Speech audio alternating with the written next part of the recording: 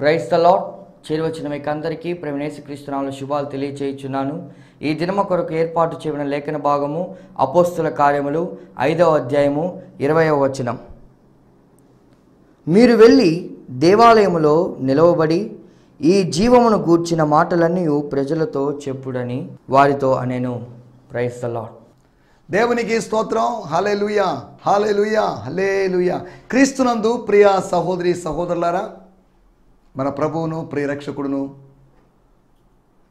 మన కొరకు త్వరగా రాబోతున్నటువంటి నజరేయుడైన యేసుక్రీస్తు నామములో మీ అందరికీ ప్రత్యేకమైన వందనాలు తెలియజేస్తున్నాను.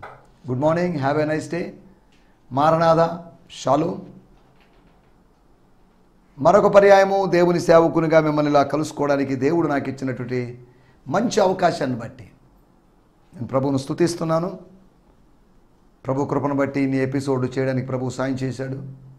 ఇంకనూ అనేకమైన ఎపిసోడ్లు చేయడానికి ప్రభు సాయం చేయాలని కోరుకుంటున్నాను. నా దగ్గర డబ్బులు లేవు, కానీ దేవుడు డబ్బులు ఇస్తున్నాడు. శూన్యములోంచి సృష్టిని కలుగు చేసిన వాడు, లేని వాటిని ఉన్నట్టుగా పిలిచేటువంటి దేవుడు డబ్బులుండి కార్యక్రమాలు చేయడం లేదు. ఏదో విదేశీ స్పాన్సర్సో స్వదేశీ స్పాన్సర్సో ఉండబట్టి కార్యక్రమం చేయడం లేదు. ఇది ఎలా జరుగుతుందో నాకైతే తెలియదు, కానీ ఇది ఆశ్చర్యం. God's provision is a miracle. ఏలియా కాకుల చేత పోషించబడ్డట్టుగా దేవుని సేవకులు అనేకులు, విశ్వాసులు అనేకులు పోషించబడుతున్నారు. God is our provider. విశ్వాసులకు తండ్రి అని ఎంచబడినటువంటి అబ్రహాము చెప్పినట్టు మాట యెహోవా చూసుకుంటాడు. బలి పశువుని గురించి, గొర్రెపిల్లని గురించి అడగాల్సిన పని నీది కాదు, ఆలోచించాల్సిన అది నీ పని కాదమ్మా.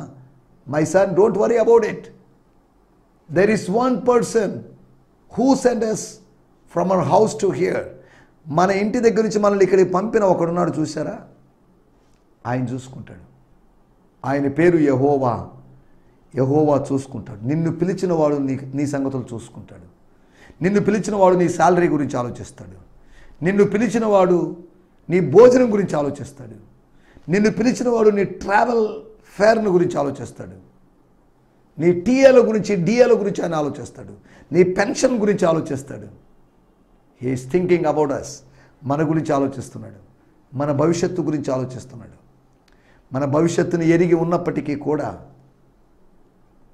మనం చేసేటువంటి పిచ్చి పనుల వల్ల, వెర్రి పనుల వల్ల మన భవిష్యత్తు నాశనం కాకూడదని మన గురించి తండ్రి కన్నా అధికంగా ఆయన మనం ఆలోచిస్తున్నాడు. మీ చింత యావత్తు ఆయన మీద వేయండి. ఎందుకో తెలుసా? ఆయన మన గురించి, మీ గురించి చింతిస్తున్నాడు. ఆయన మహోన్నతుడైనప్పటికీ ఆయన దీనుడు లక్ష్య పెడుతున్నాడు. ఆయన గొప్పవాడైనప్పటికీ, ఉన్నతమైన స్థానంలో ఉన్నప్పటికీ, ఆయన సర్వోన్నతుడైనప్పటికీ కూడా సర్వ సృష్టి గురించి ఆలోచిస్తున్నాడు. తన గుప్పిలిని విప్పి ప్రతి జీవికి ఆహారాన్ని ఇస్తున్నాడు. ప్రతి జీవికి కావలసిన ఆహారము సృష్టికర్త దగ్గర ఉంది. ఆయన చేతుల వైపు మనం చూడాలి. ప్రభు చేతుల వైపు చూడాలి. మన పరమ యజమానుని చేతుల వైపు చూడాలి. He would provide. ఆయన మనకిస్తాడు. ఇండిపెండెంట్గా సేవ చేస్తున్న దేవుజనులు అనేకులు ఉన్నారు. ఈ మాటలు వింటున్నప్పుడు గుర్తుపెట్టుకోండి, దేవుడు మీకు అనుగ్రహిస్తాడు. సంస్థలో కొంతకాలం పనిచేసి సంస్థ వాళ్ళు వద్దని, సంస్థ వాళ్ళు వాళ్ళ మాటలు వీళ్ళ మాటలు విని మిమ్మును నమ్మకుండా వాళ్ళని నమ్మి, ఆ నిందల్ని నిజమని నమ్మి మిమ్మల్ని సంస్థ నుంచి తీసేసి ఉండొచ్చు. సంస్థలోంచి వచ్చేటువంటి ఒక ఇన్కమ్ ఆగిపోయి ఉండొచ్చు. ఆర్థికంగా నలిగిపోతూ ఉండొచ్చు ఈ రోజుల్లో. అయినప్పటికీ మీరు చెప్పుకోవాల్సిన ఒక మాట, యెహోవా ఈరే. సెక్యులర్ ఉద్యోగం చేసుకుంటూ, అరే దేవుని పిలుపుందే నాకు, నేను ఇలా చేయడం ఎంతవరకు సమంజసం అని ఆలోచిస్తూ సేవకి, సెక్యులర్ ఉద్యోగానికి మధ్యలో నలిగిపోతున్నట్టు కొంతమంది ఉన్నారు. ప్రతి వాళ్ళకి ఆర్థిక సమస్యలు ఉన్నాయి. కానీ గుర్తుపెట్టుకోవాల్సిన విషయం, యెహోవా ఈరే ఉన్నాడు. ఆయన సజీవుడిగా ఉన్నాడు. ఆయన ఉన్నవాడు, అనుగ్రహించేవాడు, ఉన్నవాడు, అనుగ్రహిస్తూ ఉండేవాడు. నిన్ను అనుగ్రహించాడు, నేడు అనుగ్రహించాడు, రేపు అనుగ్రహిస్తాడు. He provides for ever. He provides today, tomorrow and forever. He provided yesterday, He provided for today and he will provide for tomorrow. దేవుడు ఇస్తాడు. ఆయనది ఇచ్చే స్వభావం, ఇచ్చి మళ్ళా పెరుక్కునే స్వభావం కాదు, ఇవ్వకుండా ఉండే స్వభావం కాదు, ఆయనది ఇచ్చే స్వభావం. His nature, his original nature is giving. చేతికి ఎముక లేదు విధంగా ఇస్తాడు అన్నట్టుగా ధారాళంగా ఇస్తాడు. తను అడుగు వారికి వారిని గద్దింపక ధారాళముగా దయచే దేవుడు ఇచ్చేస్తున్నాడు. అడుగు వాటన్నిటికంటేను, ఊహించు వాటన్నిటికంటేను అధికముగా ఇచ్చే దేవుడు. ఈ మాటలు చెప్తున్నప్పుడు మీ విశ్వాసం పెరగాలనే ఉద్దేశంతో ఈ మాటలు చెప్తున్నాను. 29 సంవత్సరాలుగా నన్ను పోషించిన దేవుడు. ఏ ఉద్యోగానికి నేను వెళ్ళలేదు, ఏ పనికి వెళ్ళలేదు, నేను ఏ సైడ్ బిజినెస్ చేయలేదు నేను, కానీ దేవుడు నన్ను పోషించాడు. 29 సంవత్సరాలు మాత్రమే పోషిస్తాడని కాదు, ఇక నువ్వు పోషిస్తాడు. నేను ఎంతకాలం సేవ చేస్తానో నాకైతే తెలియదు, ఇంకో 10 సంవత్సరాలు చేస్తానో 20 సంవత్సరాలు చేస్తానో నాకైతే తెలియదు. కానీ ఒకటి మాత్రం నాకు తెలుసు, ఎంతకాలం సేవ చేసినా అంతకాలం పోషించగలడు. సాధారణంగా ఒక ఉద్యోగస్తునికి వాళ్ళ డబ్బులోంచి ఎత్తిపెట్టిన వాటితో పెన్షన్ ఇస్తారు. జీతం వచ్చినంత పెన్షన్ రాదు, జీతంలో సగమో ఇంకాస్త తక్కువ భాగం వస్తుంది. కానీ పరలోకపు ఉద్యోగం చేస్తే జీతం ఎంత వస్తుందో జీతముతో సమానంగా పెన్షన్ కూడా ఇస్తాడు. దేవుడు మనకు పెన్షన్ ఇవ్వడు, కానీ జీతం ఇస్తాడు. రిటైర్డ్ అయిపోయినప్పటికీ కూడా దేవుడు జీతం ఇస్తాడు. ప్రభుత్వ ఉద్యోగానికి భిన్నంగా ప్రభుత్వాలు ఉద్యోగులకి పెన్షన్లు ఇవ్వడానికి ఆలోచిస్తున్నారు. అటువంటిది పెన్షన్లు కాదు, మనకు మన మరణము వరకు మనకు జీతాన్ని ఇచ్చేటువంటి పరమదేవుడు. ఆయన పరలోకం నుంచి దిగి వస్తాడు, ప్రతిఫలం ఇవ్వడానికి వస్తున్నాడు, రివార్డ్ ఇవ్వడానికి వస్తున్నాడు, జీతం ఇవ్వడానికి వస్తున్నాడు. ప్రతి వానికి ఇవ్వడానికి, వారి క్రియల చొప్పున జీతం ఇవ్వడానికి నేను వస్తున్నాను. ఆయన త్వరగా రాబోతున్నాడు. He is so faithful. దేవుని స్తోత్రం, హల్లెలూయా. నిన్నటి ఎపిసోడ్లో ప్రజలకు అవసరతలు ఉన్నాయా అంటే ఉన్నాయి. భౌతికమైన అవసరతల గురించి కాదు, కానీ వారి ఆత్మీయ అవసరతల గురించి మనం మాట్లాడుకున్నాం. 4 అవసరతలు. వాళ్ళకి దేవు భయం కావాలి, దేవు భయం లోపించకూడదు, దేవునికి భయపడే వాళ్ళుగా ఉండాలి, ప్రేమించాలి, భయపడాలి. ప్రేమిస్తున్నాం కాబట్టి భయపడుతున్నాం. భయం అంటే ఏదో చంపుతాడు, నరుకుతాడు, పొడుస్తాడు, ఉగ్రత కురిపిస్తాడు, ఏదైనా తీరని రోగం రప్పిస్తాడు, మరణం కలుగు చేస్తాడని కాదు. మన తండ్రితో మనకు మాట్లాడే స్వేచ్ఛ ఉంది, భౌతికమైన తండ్రితో. కానీ అదే సమయంలో వారు మనల్ని పోషిస్తూ మన అవసరాలు తీరుస్తూ మనకన్నా పెద్దవారు కనుక, జ్ఞానంలో పెద్దవారు, అన్నిట్లో పెద్దవారు కనుక వారికి భయపడుతున్నాం. తల్లిదండ్రులో లేకపోతే పెద్దవారు రౌడీలనో గూండాలనో మనం భయపడడం లేదు.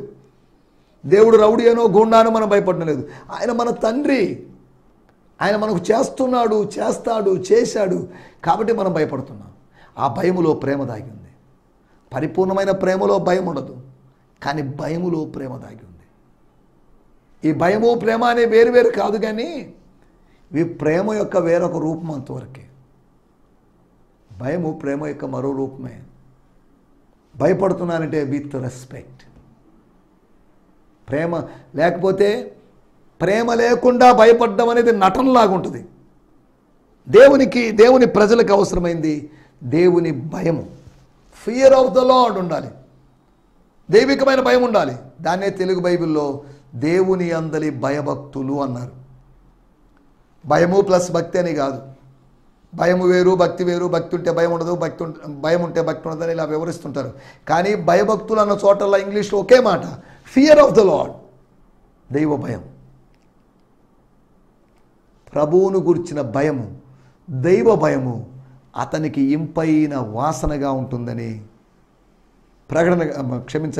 యెషయా గ్రంథము 11వ అధ్యాయంలో రాయబడింది. దైవ భయము, దానికి ఒక పరిమళం ఉంది. మానవుల భయం అది పిరికితనం, అది ఉరిని తెచ్చేది, అందులో దుర్వాసన ఉంది. కానీ దైవ భయము ఒక పరిమళం. దేవుని భయంలో మనం ఎదుగుదాం. రెండోది, దైవికమైనటువంటి ధైర్యాన్ని గురించి మనం మాట్లాడుకున్నాం. అనగా దేవుని ప్రజలకు ధైర్యం కావాలి. అనగా తెగింపు కావాలి, బోల్డ్నెస్ కావాలి, తాడో పేడో అనేటువంటి తీర్మానం కావాలి, తీర్మానం తీసుకునే గట్స్ కావాలి. అంతవరకే కానీ రెండు తలంపుల మధ్యలో తడబడేటువంటి విధానం కాదు మనకు కావాల్సింది. ఆ ద్వంద్వ వైఖరి కాదు, ద్వంద్వ మనస్తత్వం కాదు దేవుడు మన నుంచి ఆశించేది. మనం స్థిరులుగా ఉండాలి, అస్థిరులుగా ఉండాలని కాదు. మనము కదలని వారుగా ఉండాలి. ఏక మనసు, ఏక హృదయము, ఏక తాత్పర్యము కలిగిన వాళ్ళుగా ఉండాలి. ఈ దేవుని యొక్క ఉద్దేశాలు ఇవన్నీ దేవుని వాక్యంలో రాయబడ్డాయి. మనం వాటి ఎక్కువ వివరణలోకి వెళ్ళలేదు. మూడోది, దేవుడిచ్చేటి పాపక్షమాపణ. ఇశ్రాయేలు ప్రజలకి పాపక్షమాపణ కావాలి, మారు మనసు కావాలి అని పేతురు గారు అన్నారు. సభలో గమలీయేలు గారు ఉన్నటువంటి సభలో, అనేక మంది కూర్చున్న సభలో ఆయన చెప్పిన విషయం, అయ్యా మీకు పాపక్షమాపణ కావాలి, మారు మనసు కావాలని. తర్వాత మనం దివ్యమైన ఆలోచన కావాలి, ఆలోచన చెప్పేవాళ్ళు కావాలి. నీ శాసనములు నాకు ఆలోచన కర్తలై ఉన్నవి అని 119వ కీర్తనలో కీర్తనకారుడు అంటాడు. నీ ఆలోచనలు, లేకపోతే నీ మాటలు, నీ శాసనాలు, నీ న్యాయ విధులు, your statutes become my counsellors. నా ఆలోచనకర్త. ఆలోచనకర్త అంటే ఒక వ్యక్తి. నాకు ఆలోచనకర్త ఎవరంటే వాక్యమే నాకు ఆలోచనకర్త, దేవుడే నాకు ఆలోచనకర్త, యేసే నాకు ఆలోచనకర్త, పరిశుద్ధాత్ముడే నాకు ఆలోచనకర్త. యెషయా గ్రంథం 9వ అధ్యాయంలో ఆయన పేరు ఆలోచనకర్త, కౌన్సిలర్. స్తోత్రం, హల్లెలూయా. సైకలాజికల్ కౌన్సిలింగ్ గురించి కాదు నేను మాట్లాడింది. దేవుని స్తోత్రం. దివ్యమైన ఆలోచన కావాలని మనం దీని గురించి గత ఎపిసోడ్లో మాట్లాడుకున్నాం. ప్రతిరోజు మనం ఇలా దేవుని వాక్యాన్ని ధ్యానించుకుంటున్నాం. ఈ దినము కొరకే లేఖన భాగాన్ని మనం చదువుకుందాం. దయచేసి జ్ఞాపకం చేసుకోండి, మీ ఉదయకాలపు ధ్యానం ముగించుకున్నారని భావిస్తున్నాను. టీవీలో వాక్యం వినండి, ఏదో పుస్తకం చదవండి, ఇవన్నీ మంచిదే. లేకపోతే డైలీ బ్రెడ్, అనుదిన ఆహారం అనే పుస్తకం చదవండి, తప్పేం లేదు. కానీ అదే సమయంలో మీరు వాక్యాన్ని ఎవరో ధ్యానించిన దాన్ని రాస్తే దాన్ని చదువుకోవడం కాదు, మీరుగా స్వయంగా ధ్యానించండి, వ్యక్తిగతంగా ధ్యానించండి, పర్సనల్ మెడిటేషన్ చేయండి. నా భార్య తినింది కాబట్టి నా కడుపు నిండిందని, నా భర్త తిన్నాడు కాబట్టి నా కడుపు నిండిందని, లేకపోతే నా బంధువులు తిన్నారు కాబట్టి నా కడుపు నిండిందని, నా కుమార్తె తినింది కాబట్టి నా కడుపు నిండిందని మనం చెప్పలేం. ఆకలి వ్యక్తిగతమైనది, ఆత్మీయ జీవితం వ్యక్తిగతమైనది, ఆత్మీయ అవసరతలు తీర్చడం వ్యక్తిగతమైనది. కాబట్టి మనకంటూ ఒక పర్సనల్ ప్రేయర్ లైఫ్ ఉండాలి, పర్సనల్ మెడిటేషన్ లైఫ్, ధ్యానించేటువంటి జీవితం ఉండాలి. చాలామందికి ఇవి లేవు. ఇతరుల యొక్క ప్రార్థనా జీవితం మీద ఆధారపడుతుంటారు. మా కోసం ప్రార్థన చేయండి, మా కోసం ప్రార్థన చేయండి అంటుంటారు. వాళ్ళ కోసం వాళ్ళు చేసుకోరు. భిక్షగాళ్ళలాగా, పరాన్న జీవుల్లాగా, పారసైట్స్ లాగా పెద్దవారి ప్రార్థనలు, సంఘ పెద్దల ప్రార్థనలు, టీవీ స్పీకర్ల ప్రార్థనల మీద, పాస్టర్ల ప్రార్థనల మీద ఆధారపడేటువంటి పరాన్న జీవులైన పరిశుద్ధులు ప్రభు సంఘాల్లో ఉన్నారు. దేవుని స్తోత్రం. రండి మనం ఈ సమయంలో దేవుని వాక్యాన్ని ధ్యానించుకుందాం. మన ధ్యానం నిమిత్తమై నిన్న ధ్యానించుకున్నటువంటి అదే వాక్యాన్ని ఈరోజు కూడా ధ్యానించుకుందాం. అనగా నిన్న మనం అపోస్తుల కార్యములు 5వ అధ్యాయము 20వ వచనాన్ని, book of Acts 5th chapter words 20ని మనం ధ్యానించాం. ఈ దినము కూడా అపోస్తుల కార్యములు 5:20 మనం ధ్యానించుకోబోతున్నాం. మన మూలవాక్యం అది చదువుకుందాం. అపోస్తుల కార్యములు 5:20. మీరు వెళ్ళండి, దేవాలయంలో నిలబడండి. దేవాలయములో మిమ్మల్ని ఎవరు ఆహ్వానించకపోవచ్చు. హలో, మీరు ఈరోజు గెస్ట్ స్పీకర్ అండి, మీరు ఈరోజు వాక్యం చెప్పండి, ఓ 10 నిమిషాలు షేర్ చేసుకోండి అని యాజకులు, ప్రధాన యాజకులు మీకు అవకాశం ఇవ్వకపోవచ్చు. కానీ నేను చెప్తున్నాను, నేను నా మాటగా చెప్పడం లేదు, పరలోకము యొక్క మాటగా, పరలోకము యొక్క ప్రతినిధిగా, ప్రభు పంపిన వాడిగా నేను చెప్తున్నాను. Go and stand in the temple. అనగా దేవాలయములో నిలబడ్డానికి కావలసినటువంటి బద్దలైన సందు ఒకటి ఉంది. అక్కడక్కడ గ్యాప్స్ ఉన్నాయి, మినిస్ట్రీలో గ్యాప్స్ ఉన్నాయి, గ్రామాల్లో గ్యాప్స్ ఉన్నాయి, పట్టణాల్లో గ్యాప్స్ ఉన్నాయి, కుటుంబాల్లో గ్యాప్స్ ఉన్నాయి. ఈ సందుల్లో, బద్దలైన సందుల్లో let's stand in the gap. దేవాలయములో వేరువేరు మత శాఖలు ఉన్నాయి, ఆరాధనల మధ్యలో గ్యాప్స్ ఉన్నాయి. ఈ ఖాళీల్లో నిలబడండి. Go and stand in the temple. 5వ అధ్యాయము 20వ వచనం నేను చదువుతున్నాను. తర్వాత వాడుక భాషలో కూడా మనం చదువుకుందాం. 5వ అధ్యాయము 20వ వచనం. స్తోత్రం. Go, the Angel told them. Go అని ఏదో స్వరము, విచిత్రమైన స్వరము, స్వరూపం కనబడకుండా మాట్లాడాడు అని కాదు. దేవుని దూత చెప్పాడు, ఆయన దేవుని దూత అని వాళ్ళు గుర్తించారు. దేవుని దూత చెప్పిన మాట, మీరు వెళ్ళాలి, మీరు ఇక్కడ ఉండడం దేవుని చిత్తం కాదు. మీరు వెలుపల ఉండడం దేవుని చిత్తం కాదు. అనగా మీరు చెరసాల్లో ఉండడం దేవుని చిత్తం కాదు. మీరు చెరసాల్లో ఉన్నారని ఆ రోజు సింహాల బోనులో వేయబడ్డారు అని దానియేలు సంగీతాన్ని మానేసి, ఆహారాన్ని మానేసి, నాట్యాన్ని మానేసి రాజు ఆలోచిస్తూ ఉన్నాడు. కానీ ఇశ్రాయేలును కాపాడువాడు కునుకడు, నిద్రపోడు. ఇశ్రాయేలును కాదు, దేవుని బిడ్డల్ని, క్రైస్తవుల్ని ఎవరినైనా కానీ కాపాడగలిగిన వాడు కునుకకుండా, నిద్రపోకుండా, అరే నా వాళ్ళు జైల్లో ఉన్నారే, నా వాళ్ళు ప్రమాదాల్లో ఉన్నారే, నా వాళ్ళు ప్రమాద పంచుల్లో ఉన్నారే, నా వాళ్ళు హాస్పిటల్లో ఉన్నారే, నా వాళ్ళు ఇంకా ఎవరు రీచ్ కాని ప్రదేశంలో ఉన్నారే, నా వాళ్ళు ఆర్థిక సమస్యల్లో ఉన్నారని మన గురించి ఆలోచిస్తున్నట్టు దేవుడు. దేవుని స్తోత్రం. హల్లెలూయా. ఈ ఉదయకాలం మనం ఆలోచిస్తున్న విషయాల్లోకి వచ్చేద్దాం. Go in to the temple. The Angel of the lord told the apostles, stand in the temple courts and preach the words that brings life. Don't preach the words that bring death. మరణాన్ని, శాపాన్ని, రోగాన్ని తెచ్చేటువంటి మాటలు పలకొద్దు. అనగా positive words పలకమని కాదు, prophetical words అనబడినటువంటి prophetical కాని words పలకమని కాదు. మీరు వెళ్ళండి, బోధించండి, వెళ్ళండి, ప్రకటించండి. మీరు పంపబడుతున్నారు. నేను పంపబడ్డాను, నేను పరలోకం నుంచి పంపబడ్డాను, మీరు చెరసాల నుంచి పంపబడ్డారు. మీలో నుంచి దేవుని మాటలు పంపబడుతున్నాయి. పంపబడేటువంటి అనుభవం మనం ఆలోచిస్తున్న విషయాలు. మన టైటిల్ ప్రకటన యొక్క ప్రాముఖ్యత, the importance of preaching. Why we need preaching, why it's so important. ప్రకటన యొక్క ప్రాముఖ్యత అంటే ప్రకటన గ్రంథం యొక్క ప్రాముఖ్యత అని కాదు. 66 పుస్తకాల్లోని, బైబిల్లోని 66 పుస్తకాల్లోని, కొత్త నిబంధనలోని 27వ పుస్తకమైనటువంటి చివరి పుస్తకమైనటువంటి ప్రకటన గ్రంథం యొక్క అవసరత ఏంటి అని కాదు, ప్రకటించడము యొక్క అవసరత. ప్రకటించాల్సిన అవసరత ఉంది. సేవకులు ప్రకటించాలి, విశ్వాసులు ప్రకటించాలి, స్త్రీలు ప్రకటించాలి, పురుషులు ప్రకటించాలి. మీరు ప్రకటించకపోతే ఎవరు ప్రకటిస్తారు? ఇప్పుడు ప్రకటించకపోతే ఎప్పుడు ప్రకటిస్తారు? ఇలా ప్రకటించకపోతే ఎలా ప్రకటిస్తారు? స్తోత్రం. అంత దూరం వెళ్ళి ప్రకటించకపోతే ఎంత దూరం వెళ్ళి ప్రకటిస్తారు? Go and preach, go and spell, that is gospel. వెళ్ళి దేవుని గురించి మాట్లాడండి. మేము ఎంత దూరం ప్రయాసపడి వచ్చాం, కారులో వచ్చాం, బస్సులో వచ్చాం, బైక్లో వచ్చాం, ఎండలో వచ్చాం, వర్షానికి దడిచి వచ్చాం, ఏమొద్దు. Go and speak the words of life. జీవాన్ని కలిగించే మాటలు, మీకు జీవాన్ని ఇచ్చిన మాటలు, మీకు జైలు జీవితము నుంచి విడుదల కలిగించిన మాటల్ని, వాటిని చెప్పండి. స్తోత్రం. హల్లెలూయా. మనం ఆలోచిస్తున్న మాట,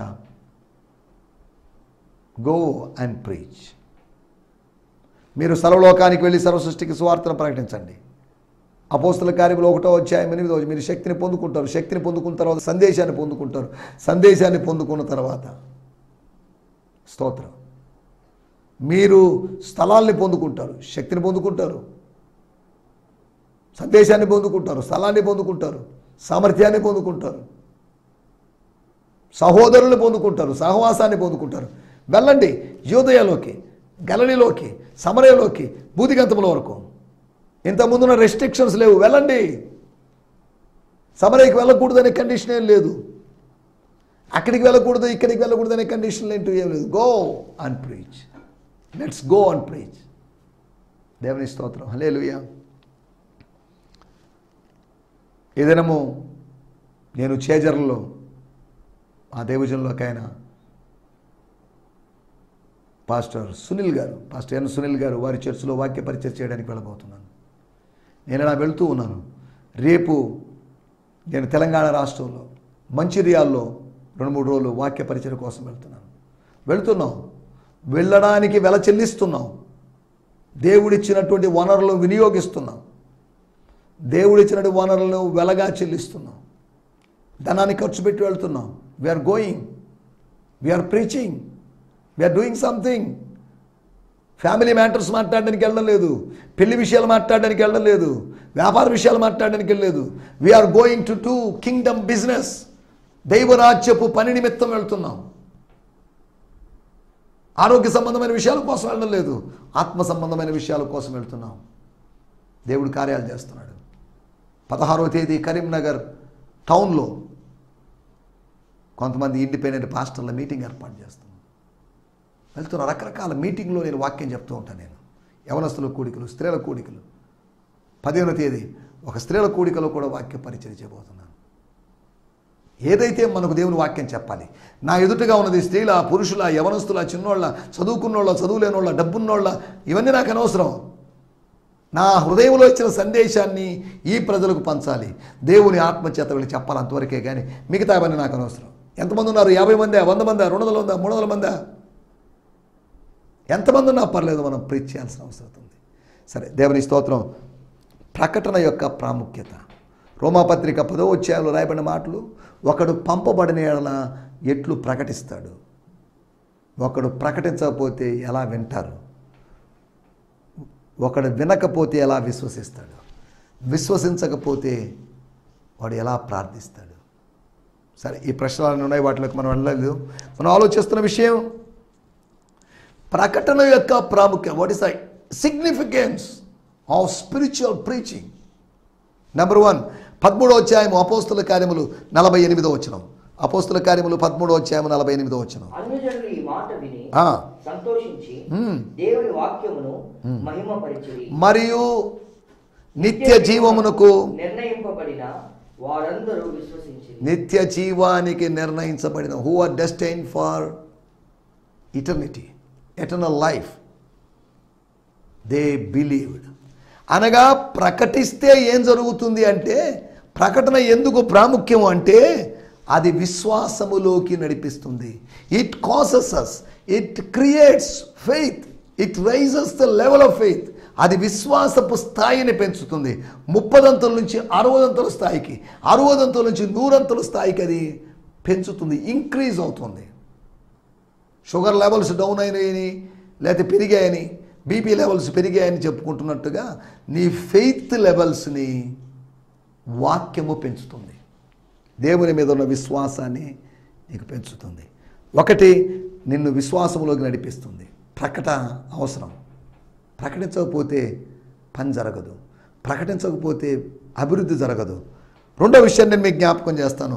అపోస్తుల కార్యములు 11వ అధ్యాయము 14వ వచనం. నీవును నీ ఇంటి వారందరూ, ఓ కొర్నేలి గారు, నీవును నీ ఇంటి వారందరూ ఏ మాట వలన రక్షణ పొందుదురో ఆ మాటలు అతడు నీతో చెప్పునని, అతడు అనగా పేతురు నీతో చెప్పునని తన ఇంటి నిలిచి తనతో చెప్పిన యొక్క దేవతను చూచిన సంగతి, దేవదూతను చూచిన సంగతి మాకు తెలిపెను. నీవును నీ ఇంటి వారును ఏ మాటల వలన రక్షణ పొందుతారో, రక్షింపబడేటువంటి మాటలు. పేతురు మాటలు రక్షణలోకి నడిపించేటువంటి మాటలు. అన్ని జనులు సంతోషించారు. అన్ని జనులు కొందరు నిత్య జీవమునకు నిర్ణయించబడిన వాళ్ళు ఉన్నారు. అలాగని యూదుల్లో ఎవరు నిత్య జీవానికి నిర్ణయించబడిన వాళ్ళు లేరు అని కాదని అర్థం. అన్ని జనుల్లో కొందరున్నారు, యూదుల్లో కొంతమంది ఉన్నారు, గ్రీసు దేశస్తుల్లో, ఇలా ప్రతి జనాంగంలో కొంతమంది నిర్ణయించబడిన వాళ్ళు ఉన్నారు. వాళ్ళు ఈరోజు రేపో ఏదో ఒకరోజు వాళ్ళు దర్శించబడతారు, సువార్త ద్వారా స్పృశించబడతారు. They would come in to this fold. ఈ ఫ్లాక్లోకి, ఈ మందలోకి వాళ్ళు వస్తారు. నీవును నీ ఇంటి వారును రక్షణ పొందాలి. రక్షణ పొందలేదు మీరు, పొందేటువంటి మాటలు ఆయన అందిస్తాడు. అనగా ఆయన ప్రకటిస్తే, పేతురు ప్రకటిస్తే, ప్రభుదాసుడైన పేతురు ప్రకటిస్తే ప్రజలైన మీరు రక్షింపబడతారు. దేవుని స్తోత్రం, హల్లెలూయా. రెండో విషయము రక్షణలోకి నడిపిస్తుంది. మూడో విషయం నేను మీకు జ్ఞాపకం చేస్తాను. యోహాను సువార్త 12వ అధ్యాయము 10-11 వచనాలు. అతనిని బట్టి యూదులలో అనేకులు తమ వారిని విడిచి యేసునందు విశ్వాసం ఉంచిరి గనుక ప్రధాన యాజకులు లాజరును కూడా చంపన ఆలోచన చేసిరి. అతనిని బట్టి అనగా లాజరును బట్టి యూదులలో అనేకులు, పస్కా పండగ సమయానికి వచ్చినట్టు అనేకులు, బేతనియాకు వచ్చిన అనేకులు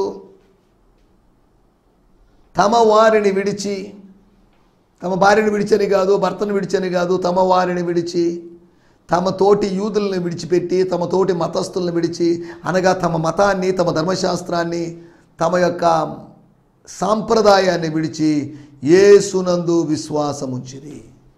స్తోత్రం. ఇక్కడ పాయింట్, మూడో పాయింట్, మతము నుంచి మనల్ని విడిపిస్తుంది ప్రకటన. నువ్వు ప్రకటించకపోతే మనిషి మతంలోనే ఉండిపోతాడు. ఓ సేవకుడా, నువ్వు ప్రకటించకపోతే మనిషి మార్గంలోకి రాలేడు. మతం నుంచి మార్గానికి ట్రాన్స్ఫర్ చేసేటట్టు చేస్తుంది. మతము నుంచి మార్గంలోకి ప్రమోషన్ ఇస్తుంది ప్రకటన. స్తోత్రం, హల్లెలూయా. మనం ఆలోచిస్తున్న మాట ఒకటి, విశ్వాసంలో నడిపిస్తుంది, రక్షణలో నడిపిస్తుంది, మతము నుంచి విడిపిస్తుంది. నాలుగో మాట చెప్పి ముగిస్తాను. అపోస్తుల కార్యములు 6వ అధ్యాయము 1వ వచనం. ఆ దినములలో శిష్యుల సంఖ్య విస్తరించుచున్నప్పుడు, చాలండి, ఆ దినములలో శిష్యుల సంఖ్య విస్తరించుస్తుంది.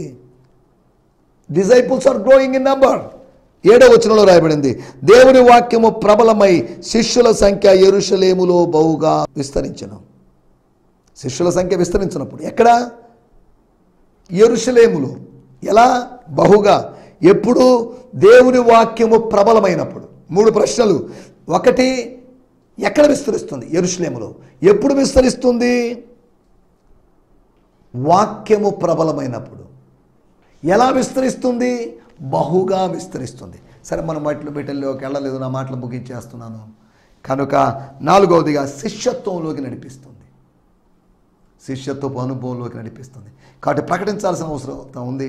ఇది నాలో అన్ని చోట్ల దేవుని వాక్యం ప్రకటించబడుతుంది. ప్రకటించబడినటువంటి వాక్యాన్ని బట్టి నేను ప్రభువును స్తుతిస్తూ నా మాటలు ముగిస్తున్నాను. దేవుని స్తోత్రం, హల్లెలూయా. ఈ సందేశము మీకు ఆశీర్వాదకరంగా ఉందని నమ్ముచున్నాము. ప్రార్థన అవసరతల కొరకు మమ్మల్ని సంప్రదించవలసిన మా చిరునామా గిద్యోన్ మిషన్ చర్చ్, 6వ వీధి, శాంతినగర్, నెల్లూరు 4, ఆంధ్రప్రదేశ్. పిన్ 524004. మా ఫోన్ నంబర్లు 7036443613. మరి యొక్క నంబర్ 9392293010. మా ఈమెయిల్ ఐడి gfihmi2015@gmail.com. దేవుడు మిమ్మును ఆశీర్వదించునుగాక. ఆమేన్.